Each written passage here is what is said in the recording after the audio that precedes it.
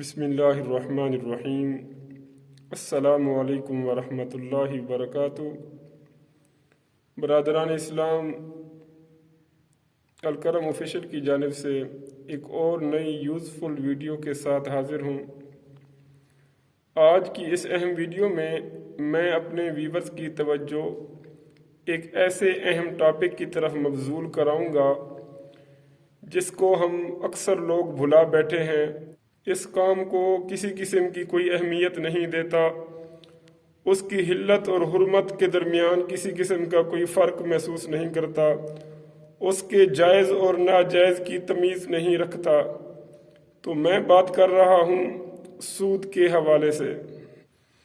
کیا اسلام میں سود لینا اور دینا جائز ہے؟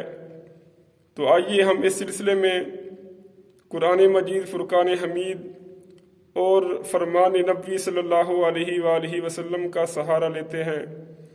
تو اللہ رب العزت نے قرآن پاک میں ارشاد فرمایا، یا ایھا الذین آمنوا لا تأکلوا الربا اضعافا مضاعفا، اے ایمان والو کہ نہ کھاؤ سود کو دگنا و چگنا کر کے۔